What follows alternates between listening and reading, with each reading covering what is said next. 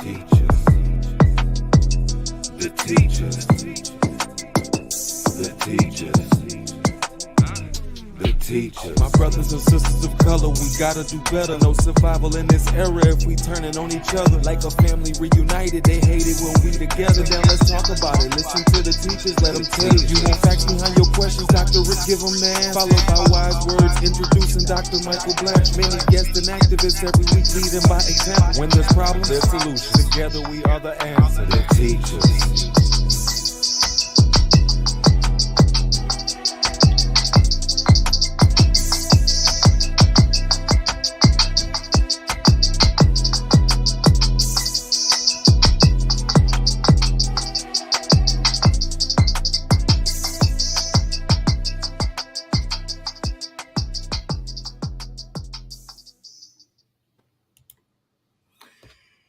Hello, everybody. It's Dr. Rick, and I'm along with my colleague, friend, confidant.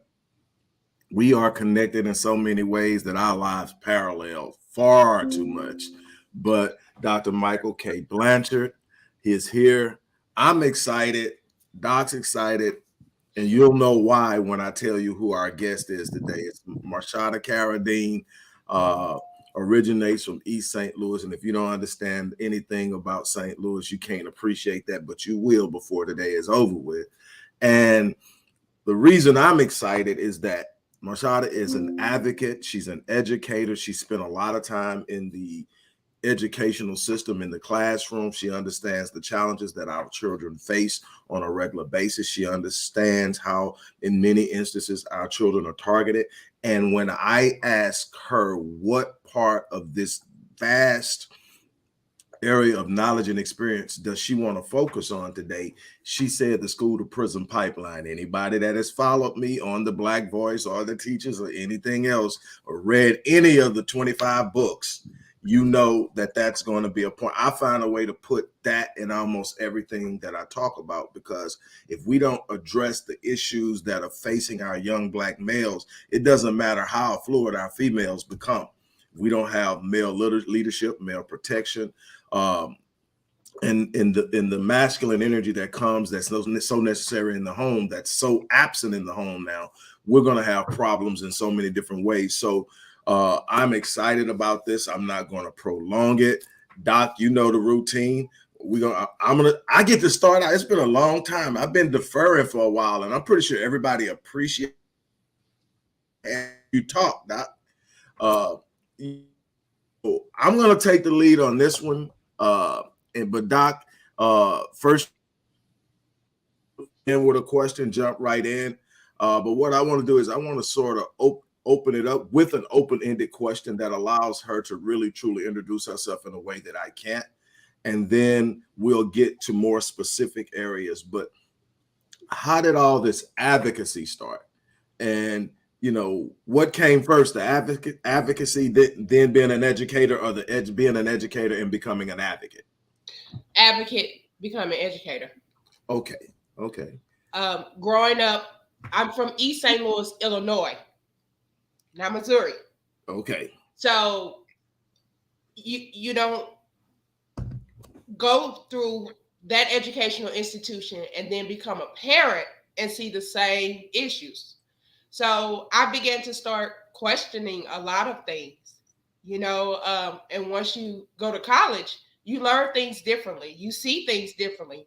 And then you come back to the hood, it's like, but not for you people. So once I became a parent, that's when the fight just started coming, you know? Right. And to add clarity to that, basically what she's saying is everybody always talks about, when we talk about young Black males ending up in prison, right, they always talk about choices. And one of the things that I point out is, yeah, life is about choices, but in order to make a choice, you have to know that an option exists. Exactly. If you don't know the option exists, you can't choose the option. Mm-hmm. And then when you go to college, there are a bunch of options that are introduced to you that aren't back in the hood, that right, you're going like, wow, mm-hmm, you know, I can do this. Mm-hmm. I don't have to do that. Right. And so there's this thing. So when you go back, and it's like a high, then you come down. You're off, you're going like, wow, then you come back to the hood and go, whoa. Yep. And then I can't raise my kids in this environment and expect them to excel or have the best chance to excel. There's always some that are just going to come out of it no matter what. Mm-hmm. But the chances of them succeeding is dependent upon the environment you create for them. Right. So you have your children, and I want to early on in this frame this properly. So Okay. I should have said this earlier, but I'm going to say it now. This is the anniversary of Marshata losing her husband to COVID. So I'm pretty sure it's emotional for her. I'm pretty sure that it has a bunch of gravity attached to it. Mm-hmm. So I want to frame that properly, because life doesn't happen inside of a vacuum. You don't get to say, this is what I'm doing, this is how I'm happening, and life stop happening around you to allow you to do it. You've got to do it in the midst of the throes of everything that's happening. And so I just wanted to kind of frame that. With all of that being said, tell me and the listeners, what got you to the point where you understood that was an issue? And it's becoming more prevalent with females too, but definitely with Black males as far as the school to prison pipeline. Well, I was a single parent before my husband and I got married, and I was one of them violent, harsh Black mothers. And in reaching out to my resources and much more affluent women and men that I looked up to, I learned, like you said, about the choices I had. In taking parenting classes, I learned about options and everything, but they weren't readily available. So I had to redo a whole lot of thinking and approach to my Black son. And with him being in the school system, I knew we were working on healing us and bettering our relationship. So I refused to let them label him anything, because my son was very smart. Okay. It's just that rocky road we had. And until I got the help that I needed and support I needed, then my son changed. It was really a no-brainer.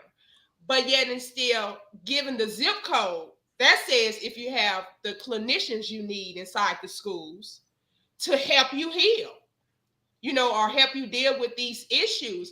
And when I realized that this is all that's missing, I came hitting heavy-handed about our kids. It's like you intentionally preying on them and pushing them into this pipeline when you already know they need help.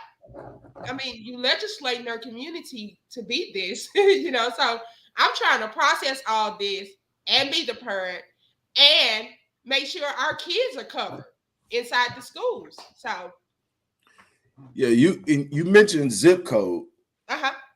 and basically what you're saying when you mention zip code, you're saying that systematically we are zoned out of access to the resources that we need in order to give our children the best chances. The resources as well as the clinicians. It's like that's a privilege to have social workers, counselors, people who can actually help our kids through these hardships. So yeah, zip codes matter. Right. Doc, you got a question? Because I go on and on about this. Well, I think what she's alluding to is that we don't have the appropriate wraparound services. And, that's my background. Right. Student persistence and growth can only happen when we have the proper wraparound services, whether that's mentoring, life skills, business creation, entrepreneurial programs to help our kids understand that there are avenues that they can go with that, mental health, and then also food assistance. There's food there. We have deserts in many of our neighborhoods. We have food scarcity. All of those things are help foster students becoming successful in life and through academics. And I know for me, um, you know, one of the things that happened to me growing up was my senior year in high school. I remember, and I told you the story before, Doc, and my mother and I went to my counselor. Well, I was in my junior year, and he was saying that I wasn't college material. And my mother said, well, you know what? Let me speak to the black counselor. And the black counselor basically led me into a program called Groups at Indiana University. And that was a program that allowed me to go to college. On paper, maybe I wasn't a college material because I had like a low 2.0. I was an athlete, so I just kept my grades up, enough to stay on the team, run track, play basketball, what have you. Mhm. And so, if she had not had that fortitude to say no, I'm not listening to what you're going to say. He was basically saying that I should go to a trade school or something like that. And there's nothing wrong with trades, if that's the best that you can be, or if that's what your interest, that's where your interest lies. But for me, that was life changing because if my mother doesn't push back and say, hey, I'm not listening to you, I'm gonna, let me get someone that has my own best interest. And I think what we also have to allude to is that in our K through 12 educational systems, we're not educated in our best interests, whether we're being educated about politics, economics, criminal justice, religion, and spirituality. We're always seen as people that are viewing history and not making it. We're not part of the development of world history, and we're just spectators. And I think a lot of our students,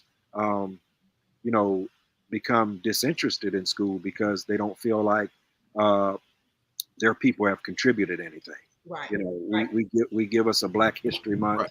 and we think that that's enough. That's enough curriculum for you, just a month worth of curriculum. So that's what I see from my vantage point.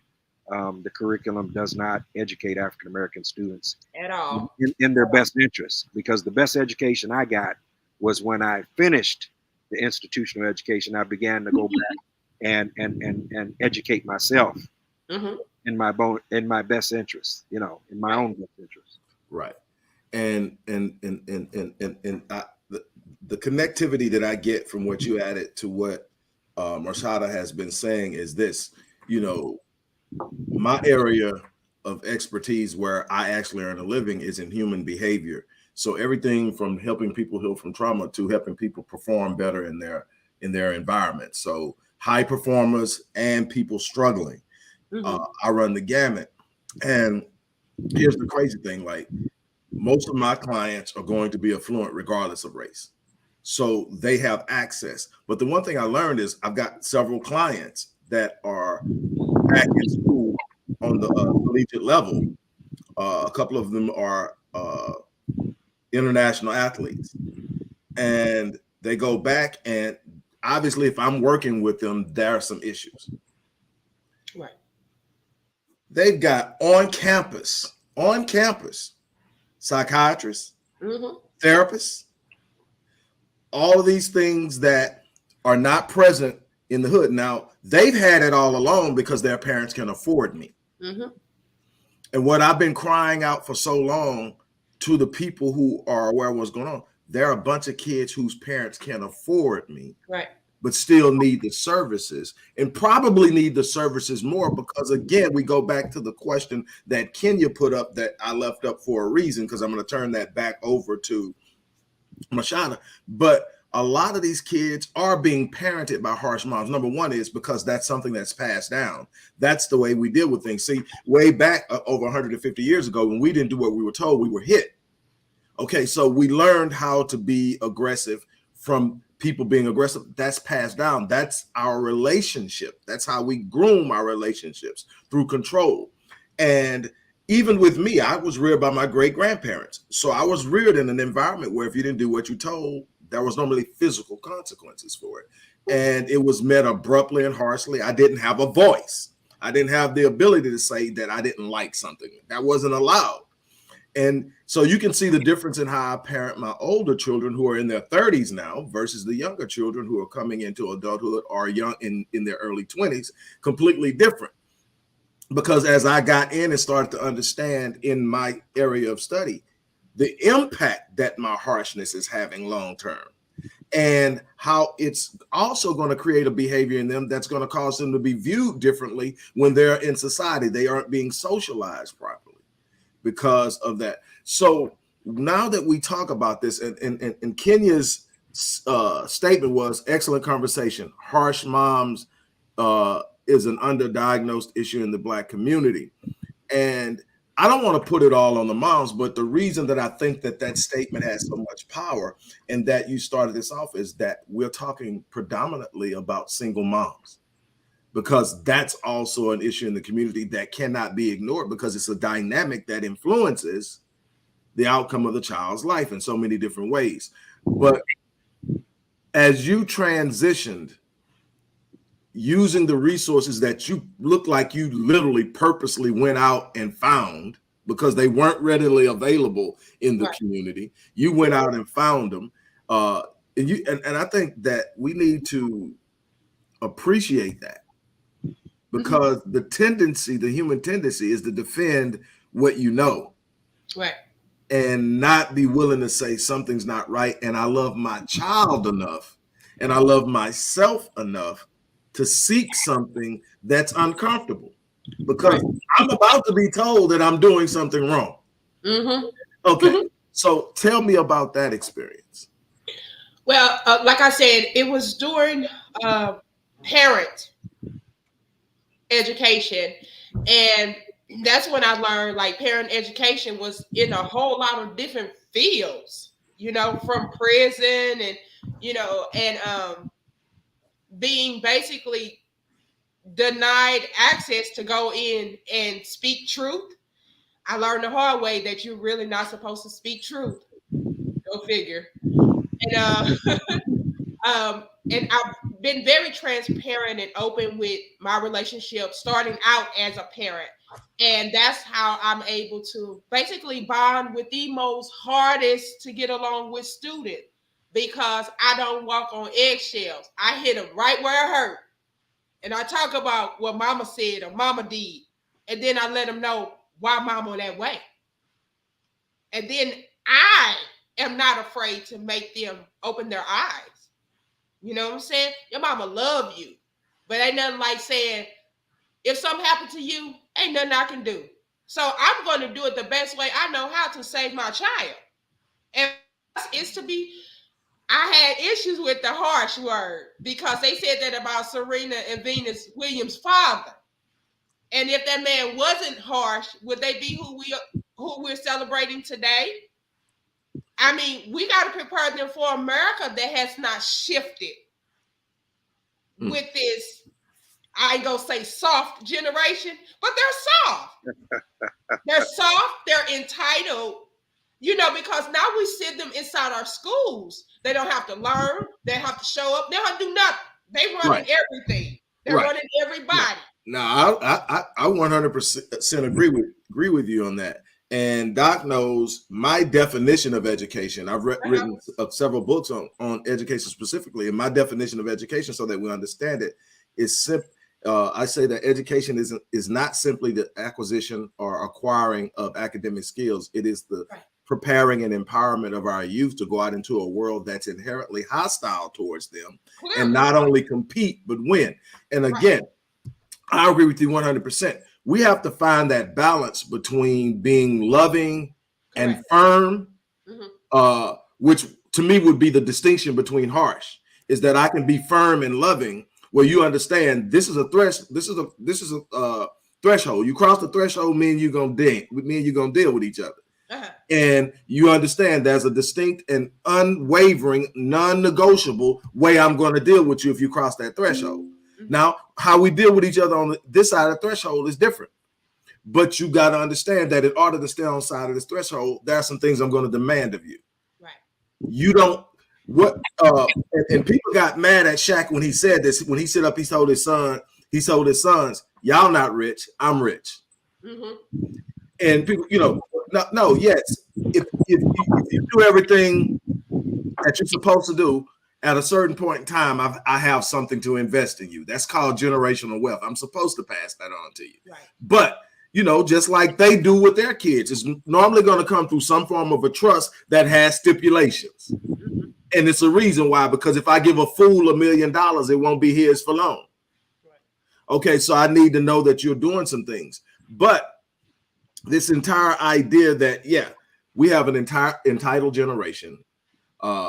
They think that everything is owed to them. They can't not face things that are going to happen. Right. It's just certain things that are going to happen because you look like you look, and you're not going to escape it because you don't feel like dealing with it. Mhm. And so I think that we have to prepare them. And I think a part of the education is socialization by way of identity. The first part of socialization is making sure you understand you know who you are. Because if you don't know who you are, you're about to go into a world that's going to tell you everything about you is secondary. Everything about you doesn't measure up. You're about to enter into a world where you're going to be confronted with the Eurocentric idea of what is, the Eurocentric idea of what's beautiful, the Eurocentric idea of what's professional. You're about to enter a place where we had to make laws just so you to wear your hair the way it grows out of your head. So you're going to have to be prepared to deal with that. Right. So now go ahead and again finish. Well, I was going to say, so now you have educators such as myself up against the Euros inside the school system. And of course, our kids love the way they sound, but I got to look at their reality. It sounds beautiful coming from them, but reality says, I'm tired of burying you all younger and younger. You know what I'm saying? So we're coming off as harsh as Black teachers when all we're doing is equipping them, and even in love, you know what I'm saying? So we're up against the racism along with our students. And it's becoming too much because it's like we're outnumbered now. And so help me understand again, because when we had our brief conversation before the episode, one of the things I said is my experience in education at that level is the research I've done, which is an outside study looking at an inside. You're on the front lines. Mm-hmm. I've had some experience. Because again, my son's mom is an educator. So I know what it's like in the classroom. I know what it's like in the classroom in affluent areas. I know what it's like in the classroom in impoverished areas. And that is a distinction between night and day. And so now when you talk about the fact that the predominant population of teachers are going to probably be middle-aged white women, Mm-hmm. that have no cultural knowledge or awareness of the environment this kid is coming from to come to school and how that's going to impact their behavior. Something you said that just blew me away. And the average person, when they think about education and they think about health and things of that nature, the last thing on their mind is proximity. They don't understand proximity because they're not forced to think about it. You talked about when we started talking about COVID, and you said the 6 foot rule, distancing at 6 feet and all of that. And you talked about, okay, if a child is going home in an impoverished area, there is no west wing. Right. There is no other side of the house. Mm-hmm. Many of them are in 1 and 2 bedroom apartments. Right. Probably in the same room with someone that may be infected. Right. Okay, so that's just one component that proximity creates. Mm-hmm. It creates a bunch of other things that we don't take into consideration as educators, as observers, as legislators. Right. And the system itself, and I want you to speak on this, the system itself is never designed to actually help us empower ourselves. Because if the system was designed to help us empower ourselves, we wouldn't be zoned to an area where our access is determined about the amount of taxes we're able to pay. Yeah. Okay, because if if my kid is getting the education based on the amount of taxes I pay, and I pay taxes on the amount of money I earn, then my kid is not going to have the same access as a person who's earning 4 times more than me. Right. So that means that they're already starting at a disadvantage that I don't immediately have the ability to control. So that's a systemic issue. That is systematically saying you can, and then we have seen mothers jailed when they sit up and circumvent the system and get their kid into a school they're not zoned to. Right. I've seen at least 2 literally do jail time. Yep. For getting their kids, falsifying an address and getting their kids into a school where they can learn more. Yep. You know, I spoke on that, and I think they call it education theft. And I said, that's education theft, but you coming into the hood, probably a recipient of the college scandal, hint, but I can't say education theft. Because clearly you come into the inner city and steal everything from our children. I mean, because they love Marva Collins' way, but they can't produce nothing Marva Collins did. Same hood, same poor, same everything. But they couldn't, because first of all, the love isn't there. And the belief in our kids isn't there. Because I'm a firm believer. Poverty says, my children cannot spend $2,000 this weekend just to go shopping. That's it. It has nothing to do with their intellect and their brilliance. They don't have any money, period. And Marva Collins' way is basically in just about every teacher's classroom, but they're not producing what she did. So, yeah. Well, I mean, I say, in the words of Malcolm X, only a fool would allow the enemy to educate their children. The enemy is within, because we're seeing our babies and we're losing them. Yeah, I agree with you. I mean, I've always felt that too. Who in their right mind would educate another racial or ethnic group to compete with their kids? Who's going to do that? Right. Right. And, you know, there's been this big conversation on social, on race theory. And a lot of people think race theory is simply about history. Actually, race theory is about institutionalization of a racial caste system. And it started in legal academia, where they were asking the question, can we literally find laws and statutes that support a racial caste system? In other words, are there laws and policy out there that favor one race over another race? That was the initial discussion. So it's not simply about history. It's about historically, can we visit how they've held this caste system in place? Okay, so it's moved out of just being in legal academia. Now it's in education.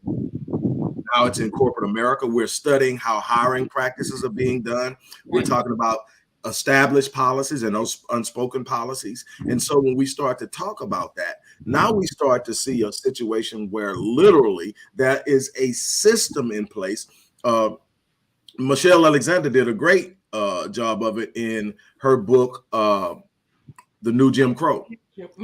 Okay, and so you have to understand that what we're talking about when we say critical race theory, we're talking about an examination of the policies in education, the policies in hiring, the legal statutes that, for instance, every Black person that grew up in the hood has seen, where if we study criminology or penology, and at the most ground rules level, it actually tells us that white males under the age of 28 are more likely to have illicit drugs on them than Black males. Black males are stopped at a rate 4 times more than white males. That's a policy that's in place that happens consistently. There has to be something. Anytime you see any statistical anomaly in life, it's called being statistically significant. And that statistical significance has to be explained. You can't just call it a coincidence. So when we make up Black men 6% of the population. And our race only makes up 13, close to 14% of the population. Mm-hmm. Yet we make up the majority of the population in prison, right at 40%. We have more men in prison than they do. And Right. they have, I don't know how many more men out there than we do that are proven to be more likely involved in crime. Right. Now, all right, so then there has to be a system in play. It's not simply how many mistaken identities can you have when you've got a man, you've got a publicized situation where a black man is being released every month from prison after serving decades for something Mm-hmm. they didn't do. Mm-hmm. So, and it doesn't start there. We talked about this at the beginning before we got on about the disproportionality of special education referrals. Yep. Now, that is interesting, and I want you to elaborate on this. It's interesting because, number one, as early as 5 years old, we're sending our boys to a school where they're more than likely going to be met by a middle-aged white woman or a younger white woman, Mm-hmm. and in their best scenario, a black woman. Rarely a black man, because black men are just bailed from the classroom. So unlikely they're going to see anybody that they can relate to completely. But the black woman is their best hope because the black woman will almost authentically have a love for them. Mm-hmm. Okay, that's their best hope. But the chances are they're going to encounter at some point early in their academic career a white teacher that doesn't know anything about them and is afraid of them. Even at 5 years old, she's afraid of them, and she's already trying to figure out how to get them out of the room.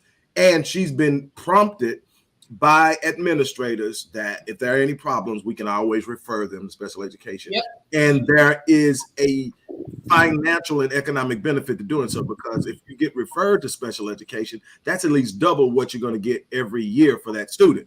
So now there's an economic incentive to refer. There's also a social incentive to do it. And then the child is probably going to come in with some type of behavioral issues because of the environment they're coming from. So now you have this situation. But now what are they going to diagnose them with easily to get them into that framework? ADHD, oppositional defiant disorder, or some form of a learning disability. They love ADHD and oppositional defiant disorder. Why? Because now we get to bring in another element, big pharma. We're going to medicate them. We're going to give them psychotropic drugs like Ritalin, Vyvanse, Concerta, Norvasc, Adderall, and we're going to pump it into them, and we're going to make them docile. And they don't like the way that feels. But what are we doing? Those are Schedule II drugs, meaning they're highly addictive. Mm-hmm. You're addicting them to a drug, especially like Ritalin, Concerta, and Vyvanse. Those are like one molecule off from cocaine. They're stimulants. They actually give kids that are hyper stimulants because it tends to have the opposite effect. If you're already hyper, it tends to bring you down some. But we're talking a Schedule II drug. So they're getting addicted to the very drugs that their dads are going to prison for selling. Yep. So then what are you as an advocate in a world that I'm assuming is hostile for you because they don't want the truth to come out? No. So how do you move in that? With my ink pen, picking these keys. You know, I do a lot of writing truth. You know, I'm not sugarcoating anything. And somebody got to speak up and out. Not only the heaviness of us African-American teachers, because before we're teachers, we're parents as well. We're citizens as well. So somebody got to advocate for our babies unapologetically. You know, so this is me. I'm writing. Doc? I think one of the things that has contributed to the low test scores, the low academic performance of our kids is the devaluing of teachers. I come from a family of educators. You know, some of them back in they became teachers back in the 60s and 70s when a lot of African Americans went into that profession because that was one of the only ones that they could go into. Mhm. And back when we were in college in the 80s, 26% of all confirmed degrees were education. In 2022, that's only 6% of all confirmed degrees are education. Now anybody can teach. They're allowing people with military and their families to teach without training or education. They're bringing in foreign teachers who, like Dr. Wallace said, don't necessarily have the cultural understanding or background. And they continue to rotate the same superintendents throughout the country with the same mentality, And I also see a big more focus on security at schools than there are student outcomes. Mm-hmm. And so we were talking about prison to pipeline.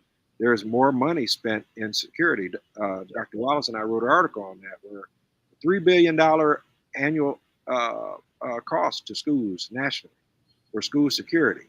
And if we can't secure the neighborhoods where these kids come out of, what makes us think that any amount of money is going to secure the schools? That's how I am. And I just think that we could definitely affect the education by having more wraparound services and investing in that side, and investing in people in our own communities that have the programs that can get the type of results we need. But, as you know, some of our people will never be allowed into the schools to get a contract with a school district because the type of things that we're teaching, they don't want in the school. So that's the conundrum.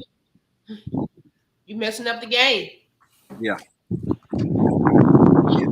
So, I mean, that is the thing that both of you are highlighting, is the hiding of truth. And the quote by Malcolm, man, I've said that so many times that, I can't even count that only a fool would ask his enemy to educate his children. Yep. And yet we consistently do it. And we don't understand. And Doc, this is one of my theme statements. Black people consistently lose because we don't understand how things work. I consistently say that the way that we keep getting beat is we don't understand how things work. And we literally will deride the ones who try to teach us and tell us how things work. We get extremely frustrated with our reality, but we don't want to invest the time necessary to learn how we ended up there so we can do something about it. That tends to bore us. We want to hear gossip. We want to be entertained. We want to dance. And don't get me wrong, we're rhythmic people. We receive things by way of rhythm. That's why we learn better when we're moving. That I get it, but you need to change the stimuli. Listen to the music, but have something in the music that teaches. Hip hop used to be that teacher. Yep. And then it got hijacked, and now it's the enemy's tool. It's dumbing us down. It's focusing on it's focusing us towards drug use, misogyny, disrespect, all the things that are literally tearing the community apart. We can find it in our music now. I was watching an interview with Tank, R&B artist, and he mentioned some lyrics from Sam Smith, the English balladeer, and it was a song "Stay With Me," and he sung the song, "Stay with me, please stay with me," and he says, now that song went to #1 when Sam sung it. He said, let me sing it, stay with me, which means, hey, let's keep our family together. Let's keep our love together. Let me sing it, and it won't get anywhere close to the top 100. There's something about that thing where the black music, I can sing all day about sexing you down. I can sing all day about wetting you and popping a cap and blasting. I can sing all day about anything misogynistic. But if I start saying stay with me, it's rough right now. Stay with me, please, baby, stay with me. Then all of a sudden, there's no place for that in the community, because the one thing we don't want you to do is remain a unit. And I've been talking about that for a lot of times. When J. Edgar Hoover was asked, what's the greatest threat to national security? He didn't say the Middle East. Yep. He didn't say the Middle East. He didn't say at the time the Soviet Union. He didn't say Cuba, who had missiles pointed at us. He said black unity. Black unity. And they have been spending so much energy and effort funneling our communities with things that cause us to dissipate and disconnect and become individualized. So the only thing we see is what we're going through, what we want. And then the ones that are actually capable of being the teachers and leaders, they give them crumbs from the table, pull them away from that role. We used to call them the talented 10th. The talented 10th had a role in the community. They were the leaders. They were the ones that went in and said, let me show you the way out. They were the Harriet Tubmans of the new age. But what happened is we're going to feed y'all. Y'all can sit over here with us, but you can't go over there and share it with them. Right. What we're going to do is we're going to give you a message to go give them because we need to keep them at bay. And that's what we're looking at, and it's happening consistently. And these are the things that we need to be aware of. I didn't mean to hijack you, but oh, you good. But when you said that, because I have it on a shirt, I say it to my 3 children all the time about Negro unity. But here recently, after the death of the Queen and how these African countries are rising up, I take that quote to a whole nother level now that I've never even understood. And it's like, oh, I hear these chains, buddy. I hear these chains because they rising up now. You know, so is this our moment or what? It's funny that you ask, is this our moment? I think that, and you know Neota, and we are deeply connected with Neota and very protective of her. And, you know, whenever I think about Ferguson, I think of Darren and I think of Neota.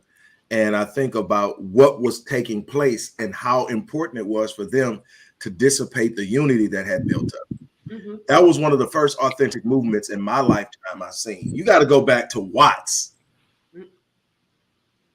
to think about the Watts riots and go back to, you know, before that to see that we're not tearing up our stuff. We're here and we're raising hell, but we coming for you. And it was unified. It had grassroots leadership.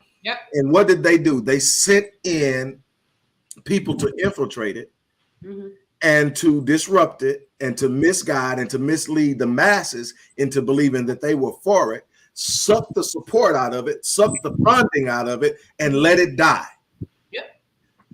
When I was watching what was happening in Ferguson real time, and I was going like, we're on to something. This is it. Ferguson is about to be the Mecca of Black change. And then they sent in, and and it's so cunning. Again, it goes back to when you don't understand how things work. You get handled every time. So now what we're seeing right now with the Queen is we're starting to see people speak truth without fearing consequence.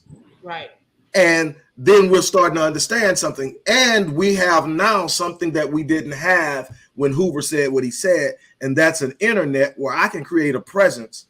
Even if you throw me off of social media, I can still create a presence on my own, get me a hosting company, put me a site up, and I can build a following where people who want to get fed can get fed. And you're going to have problems. And now you got people who are willing to speak power to truth to power, and you're starting to get things. But what you're now getting to see is, I predicted this about 20 or 30 years ago. The monarchy over there is on shaky ground already. It's on shaky ground. And what's going to happen is the people who really truly are deeply ingrained in the whole idea of a monarchy having a royal family, they're dying off. Okay, so now we're going to, why are we supporting this family again? You know, and what political benefit does it have?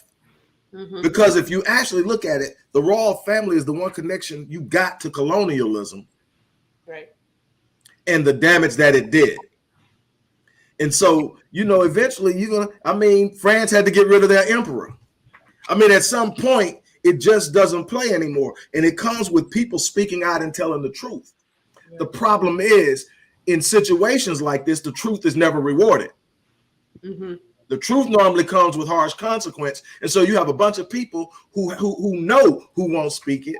Right.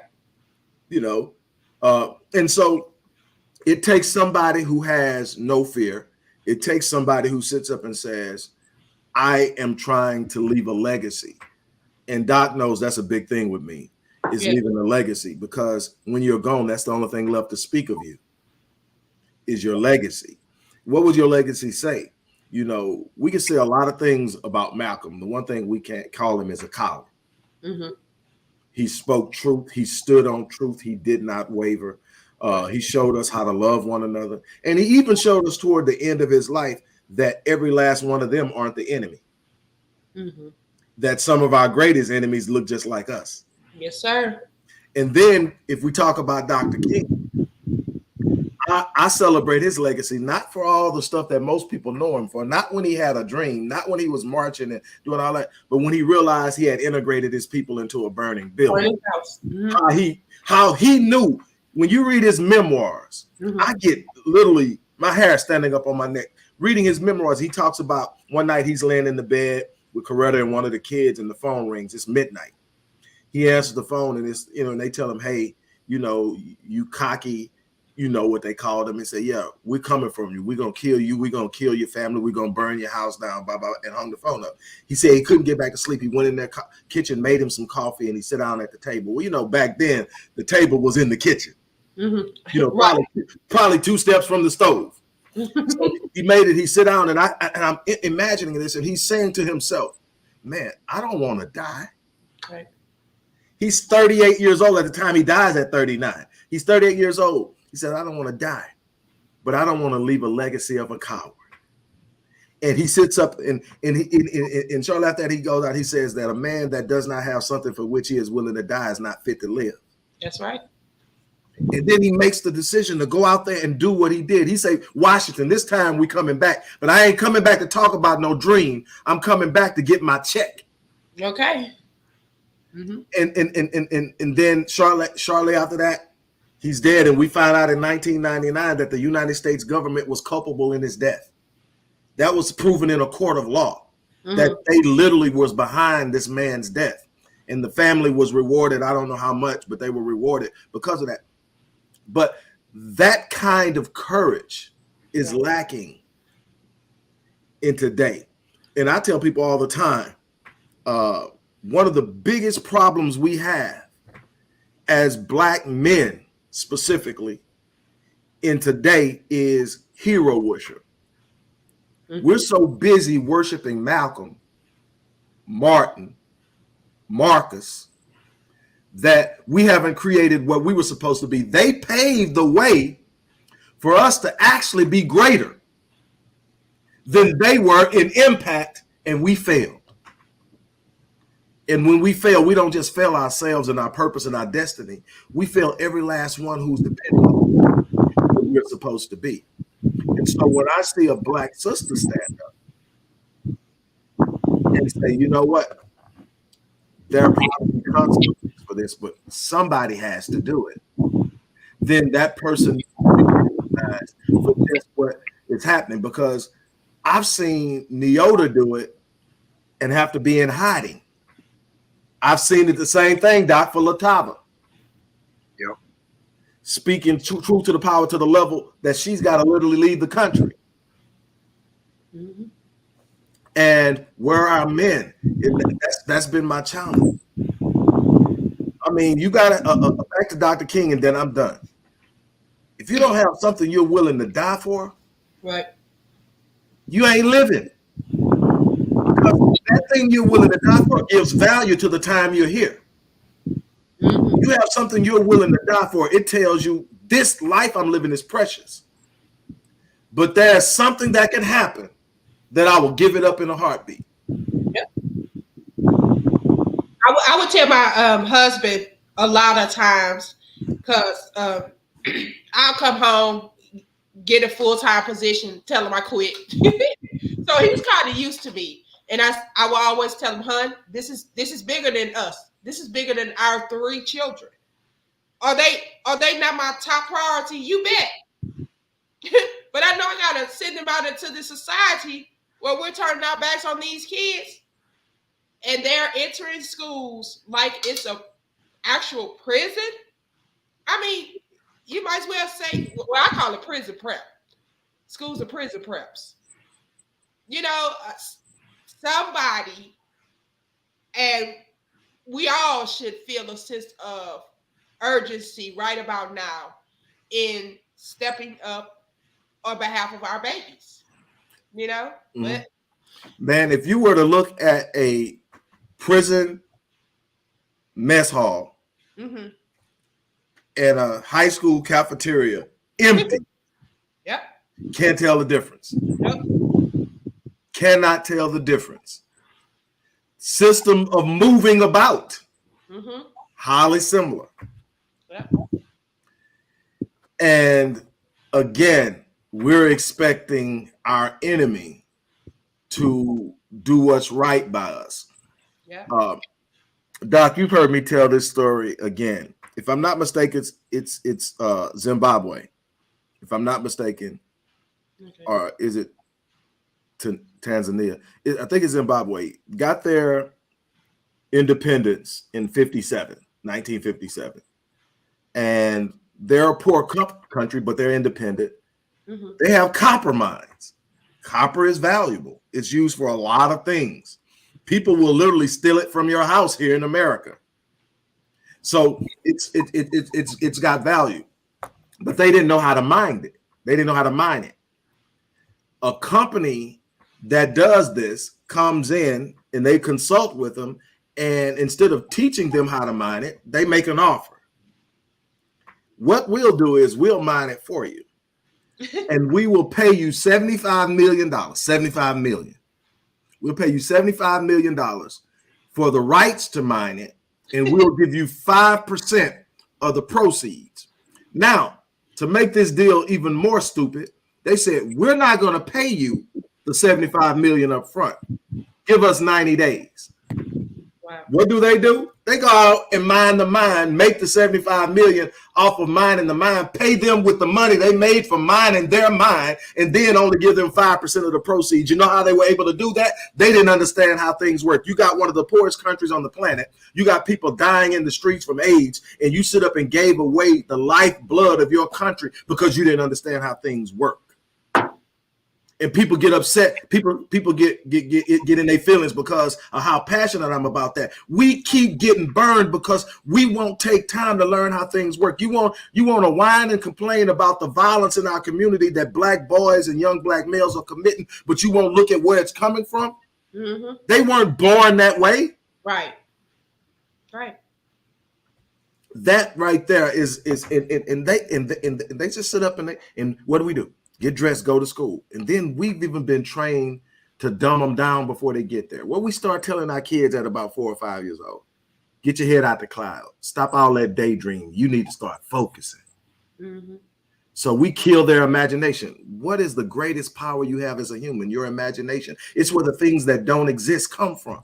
Everything that we have that wasn't existing at one point came from someone's imagination. But we are killing our kids' imagination so that they can be squeezed into a box and given something to do that doesn't benefit them. Yep. Mm-hmm.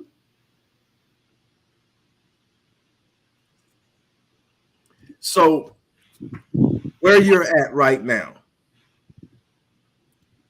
is, I've had a chance to look at your blog and a couple of other things. You got a Facebook page that they've locked you out of. Have you gotten back in yet? Not yet, sir. You're starting to build a presence on TikTok as well. Yeah. A YouTube channel. And I'm going to make sure I put all of this in the description box so people can check you out. Okay. Thank you. But it's so much. And if you're like me and Doc, it's so much I think James Baldwin said this, Doc. To be black and be somewhat conscious in America is to be in a conscious state of rage All the time. all the Don't time. leave it out. And so the question I'm trying to ask is, with all this you have, how are you managing that emotionally, psychologically, and how you're disseminating what you know? Because as you can see, what happens with me, anytime I'm giving an audience all this stuff that I've spent years putting together to understand starts to come out, and I'll take what's supposed to have been 5 minutes and it'll be 30 minutes. Me too. Yeah. And so how are you managing that? Well, like I said, other than writing, I haven't really gone back into the classroom. I'm finding it difficult, and I am giving myself permission to grieve. So, but my daughters are, they play volleyball. So I'm around young people and they know me. So they're going to always get that 5 or 10 minutes of Miss Caradine, the teacher. And, Projects to Pinnacle came about because of, like I said, going through parenting classes. And what I wanted to do is reach back and empower parents, because I think we act that way because we don't know what's in us. We don't know our value. We don't know our worth. And I didn't want it to be scripted. So just to reach parents, because we are the most powerful people. If schools do not have our children, I mean, the doors could easily be closed. But given the zip code says if we are involved or not. Because when we go to much more affluent areas, we're the first one at their meetings. We're there to show our support to our children.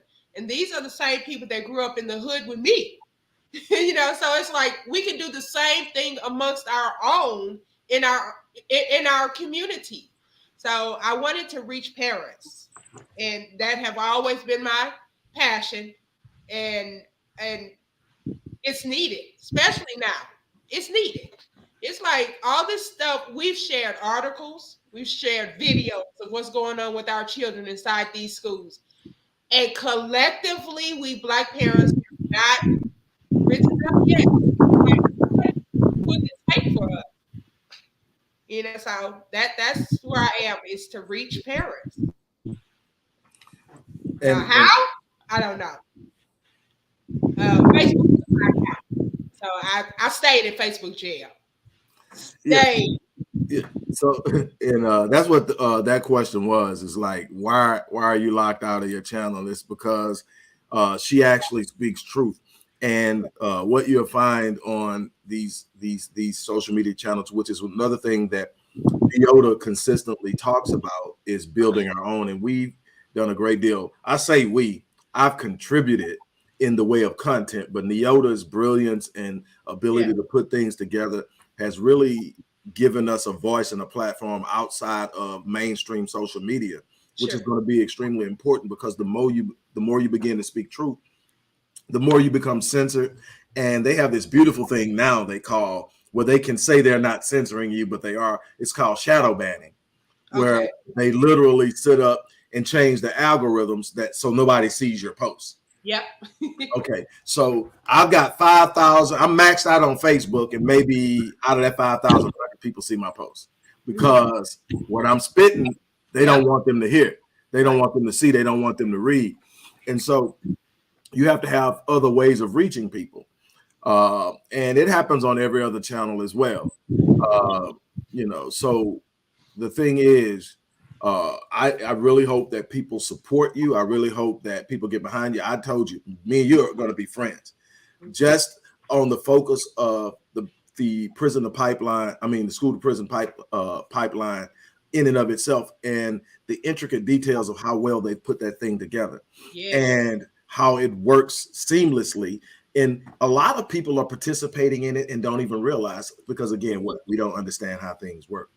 I tell parents all the time, don't just automatically give permission, because in order for your child to be referred and actually placed in special education, you have to give your permission for them to be assessed. You know, they can't just do it without you. Now, once they get them in there, Right.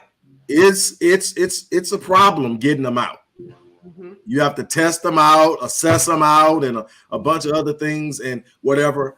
And so there are times that children need resources, and those resources need to be there. That's why they were supposed to be put there, but they're now being used as a weapon. Mm-hmm. And you have to understand how that weapon is being used. So let's take the real quick trip, and I want to give it back to Doc, and then Doc can hand it to you. But let's take a real quick trip for how we get to the violence among African American adolescent boys and young adult males, and how it's devastating our community. They aren't born. What happens is you put them in an environment where you have already 1 million men, 1.5 million men that we can't account for. We know 1.2 of them are in prison. Mm-hmm. So out of 2.3 million prisoners, 1.3 of them are black males. Okay, so that's a problem. So we don't have a representation of black masculinity.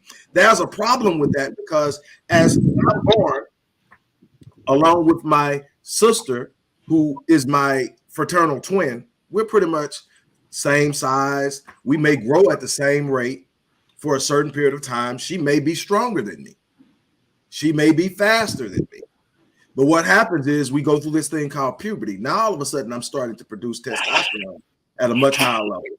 So now I go through a growth spurt. My voice change. I become more muscular. I become stronger. And I also become a little bit more aggressive. Mm-hmm. And if I don't have an understanding of that, there's no way to contextualize that. If there's no way to frame it, then I've got to figure out why. And nobody's there. But when you have a man there, a man is going to tell you, and this is what I've taught my sons, this is what I teach the boys in the program. Look, at this age, what's happening is you're entering your first stage of manhood. This is where you become a protector. You are going to be a protector before a provider. Now, we emphasize provision. A man has to be a provider, but before he's a provider, he's a protector. He is physically capable of defending before he can be able to provide. Right. Before he gets his job skills, he's bigger and stronger than her. So he can step in when someone bigger than stronger than her attempts to harm her and say, not my sister. And that's what we've taught our boys. Nothing better ever happened to your sister and you were there. Okay, that's protective. Well, you teach them that. Now I understand it. And then you say, that's one of the things that you're going to have. That's why you're going to always be needed in the black community, because you protect it. Now, here's what happens. When someone identifies with something, they defend their right to be that. So guess what happens? When the opportunity comes to do something negative to the community, it pops in their head. No, I am a defender of the community. Mm-hmm. I won't harm the community because I defend it. It's in me. It's called psycho-cybernetics. It's a setting in your mind that says this is who I am. My behavior will always match how I see myself, my self-concept, my self-image. Then the next thing I tell them is, you are the defender of the black woman. You should never, a black man never harms a black woman. Now I'm the defender of the black woman. Guess what I will never do if I see myself as a defender of a black woman? Harm one. Mm-hmm.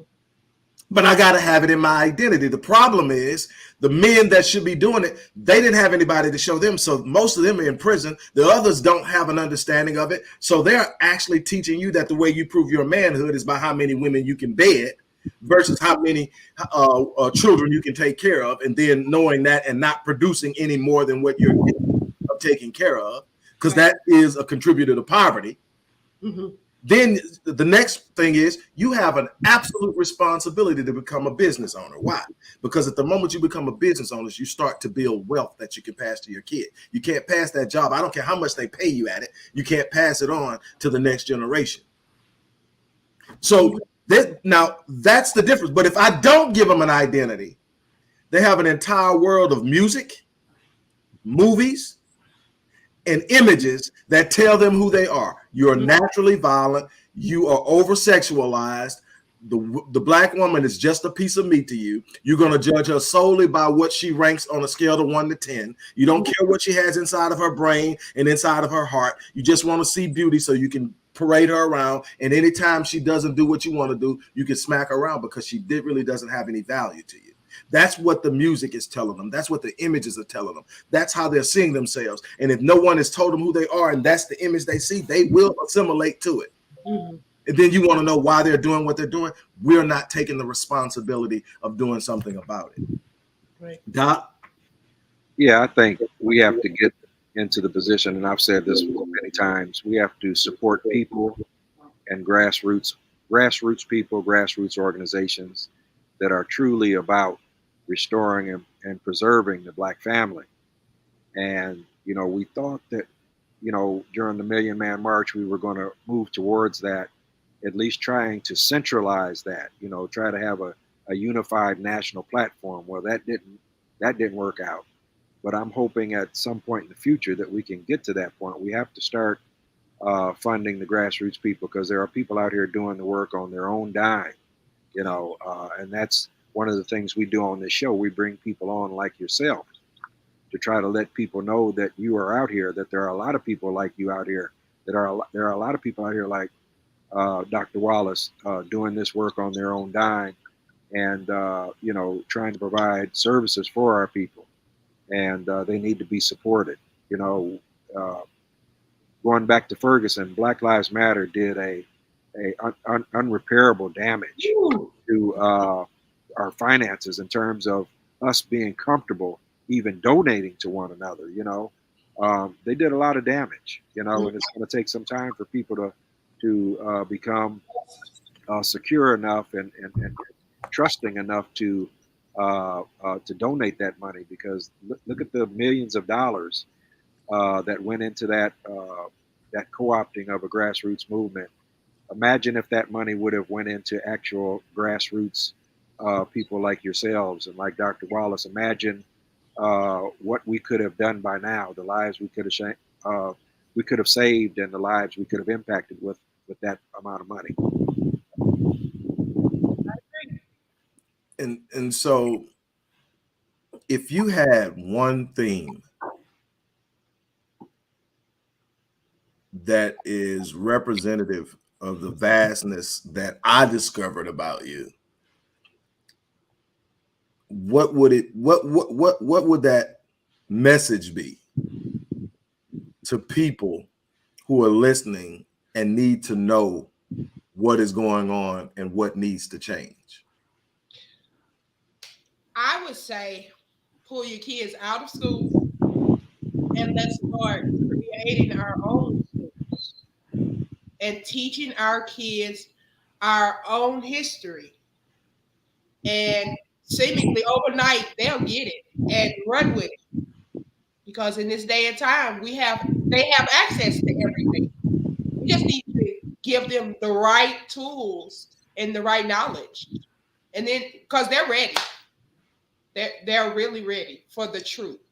So I say, because these schools are not for our kids. They're not, and I'm coming from an angle of an educator, so this isn't working.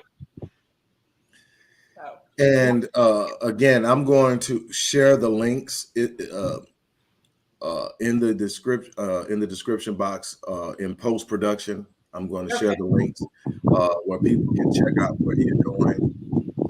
And even though she's locked out of her Facebook account, it's still open. She just can't contribute to it right now. But she is. I'm letting everybody know. But there's definitely a lot to see there. Definitely check out her blog. And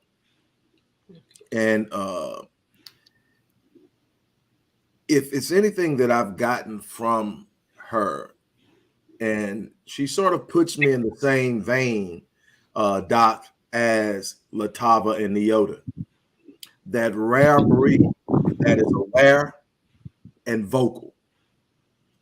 And they deserve our protection as well. Absolutely. That should be an insulation around her that says, this one, touch her and we coming for you. And I think a long time ago, when they were coming for Latava, I went and I made that very clear.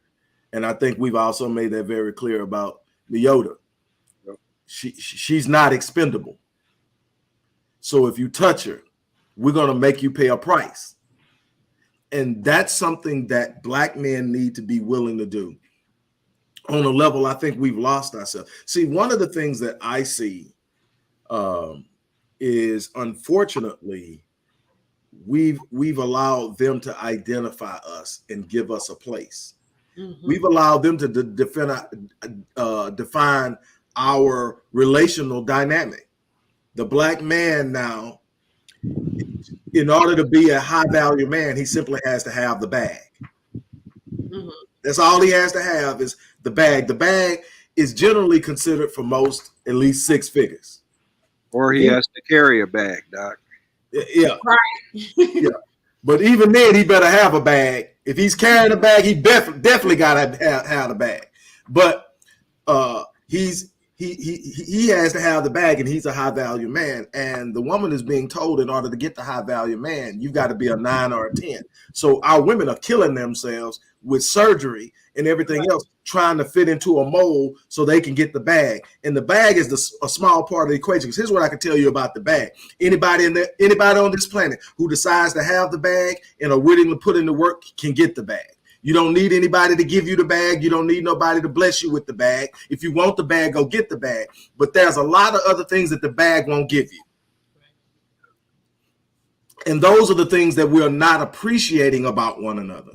See, it's wonderful to have a beautiful wife that looks gorgeous, and all, but it's even more important to have a wife that can see you and understand you. It's good to have a husband who's taking care of the bills, but it's more important to have a husband that, if I'm anywhere in his vicinity, I'm as safe as I can be in this world. It's important to know that in my down moments, he speaks life into me.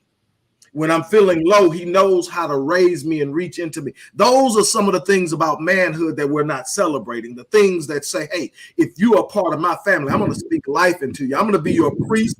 I'm going to be your prophet. I'm going to be your protector. I'm going to be your provider. And I'm going to be your promoter. Nobody's going to know how awesome you are more than what I tell them. Mm-hmm. And the same thing with the woman. She comes along and she says, hey, I see you're leaning a little bit. Let me prop you up. Mm-hmm. You had a rough day. I got you. I believe in you. I'm going to hold you down. That's the thing we're missing, because everybody's chasing the bag and looking for a dime. Mm-hmm. And I call the dynamic the body and the bag. That's where we're at right now. It's the body and the bag dynamic. And you don't build relationships with the body and the bag. You don't build empires with the body and the bag. Right. You can't become a powerful force with the body and the bag. Hell, Nelson Rockefeller told you, point blank, it's not about owning anything. It's about controlling everything. So they want you to put your name on it so that when they decide to take it, they know where to go find it. Right.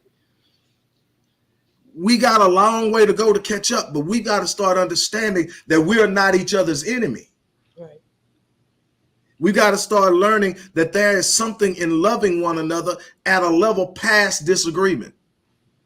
I believe Dr. King said it this way, and then I'm done, and everybody can have their last statement, and we can go ahead and leave this. He said that we've got to learn to be disagreeable without being violently disagreeable. Mm-hmm. We'll go at each other with a viciousness that we reserve for ourselves and won't aim at them. Right.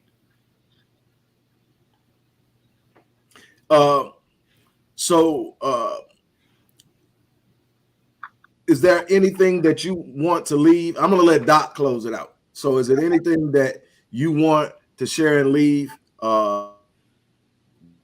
Is an important message, maybe for parents or other. Just that's willing to. I'm sorry. I'm just going to. No, go ahead. Just end with pay attention to your kids. Know that you raise some of the most brilliant minds ever, and don't let anyone convince you otherwise. And let us get our kids out of this prison prep, please. And let's do this. This is our season. Marshata, I want to thank you for coming on. And we didn't really even get into how dysfunctional school districts are, but it takes a lot to navigate a school district. And I work for one, so I know. I didn't realize how dysfunctional school districts and school boards were until I got on the inside. So I Yeah. commend you for your work, because it takes a lot, because they'll have you running in circles. You know that. Mhm. Yeah. So thank you for what you do, and we appreciate you coming on and sharing with us. Thank you both. All right. Well, everybody, thank you for stopping by. For those of you who stayed with us for the entire broadcast, thank you so much. I'm going to put the information to be able to follow Marshata in the description box post production. Also, don't forget to support the work we do at the Odyssey Project with programs like Black Men Lead and so many others. It's so important to the future. We can't keep saying our children are our future and not investing in them. Right. It makes absolutely no sense. So on that note, we're going to get ready to get out of here. Once again, thank